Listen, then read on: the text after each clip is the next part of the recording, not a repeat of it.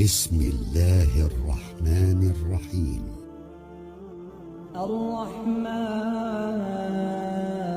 الرحمن علم القرآن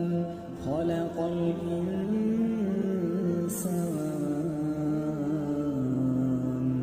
علمه البيان الشمس والقمر بحسبان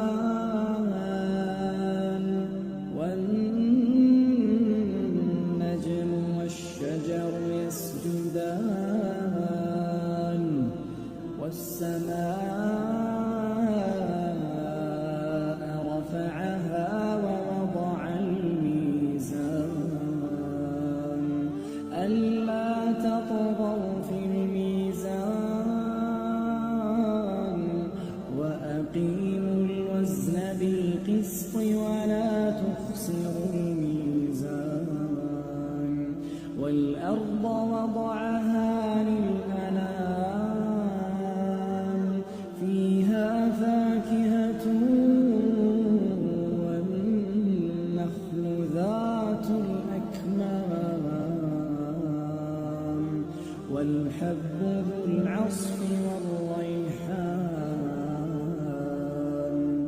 فبأي آلاء ربكما تكذبان